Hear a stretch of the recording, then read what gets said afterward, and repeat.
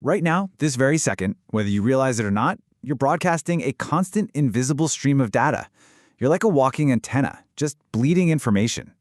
Today, we're going to break down exactly what you're sending out, who's listening, and what it all really means. So let's just start with a simple question. Seriously, as you're sitting there, watching this, what kind of data are you generating? I guarantee you the answer is so much more than you think. It's not just about what you're consciously doing.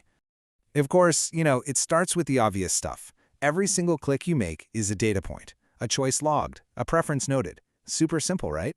But that's just scratching the surface.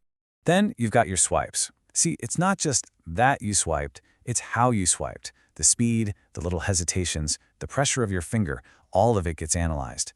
Your swipe pattern can tell someone if you're excited, bored, or maybe even a little tipsy. And this is where it starts to get wild, because it goes way beyond your actions to your involuntary biological signals. Yeah, even your breathing patterns can be monitored, and they become just another part of your ever-expanding digital profile. All right, let's start with how you're tracked in the physical world, because trust me, it's a lot more precise than just a little blue dot on a map. So, you probably think location tracking is just your phone's GPS pinging a satellite. But the reality? Oh, it's a dense mesh of signals, from cell towers, Wi-Fi routers, those little Bluetooth beacons in stores, even smart streetlights, and they're all triangulating your position down to the centimeter.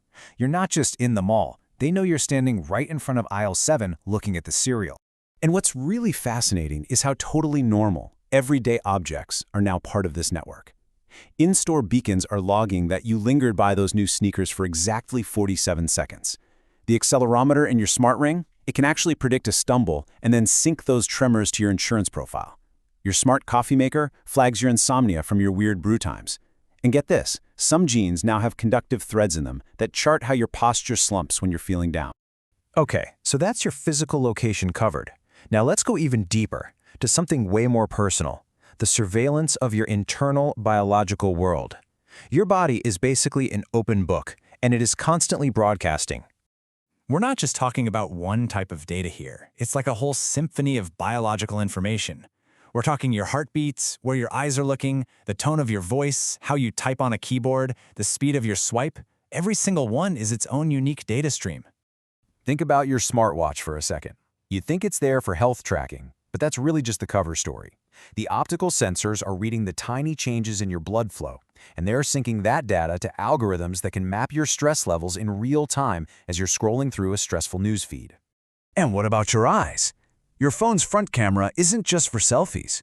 There are these tiny, unnoticeable infrared LEDs that bounce light off your corneas, and the camera tracks that reflection. This lets apps know exactly where on the screen you're staring, even changing ads on the fly to capture your attention. And your voice? Another open book. This is way beyond just asking Siri for the weather. Microphone arrays in your devices are constantly fingerprinting your voice, analyzing your accent, your mood, your stress levels, even the vibrations in your throat to develop things like lie detection.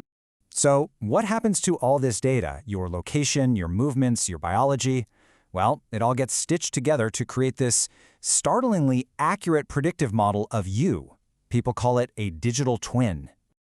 And this digital twin gets built on a kind of assembly line. First up, universal collection. Basically, every smart device you own, from your light bulb to your car keys, is pinging data to some central broker. Next, relational mapping. Social graphs connect your chats, your DMs, even your deleted messages to figure out who you talk to and how. And finally, predictive modeling. All of this data trains a shadow you that can simulate how you'll react to, well, almost anything. This quote just perfectly illustrates the shift in how to think about this. The source material puts it this way. They stitch it all into a graph where you're not the endpoint, you're the nerve. Just think about that for a second. You aren't just a consumer of data anymore. You are a living, feeling component of the network itself.